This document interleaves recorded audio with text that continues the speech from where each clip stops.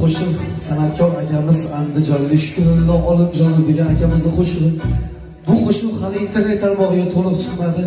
Xudo xolasa so'ragan joyini qo'limizdan kelgancha birgalikda ijro qilamiz. Marhamat.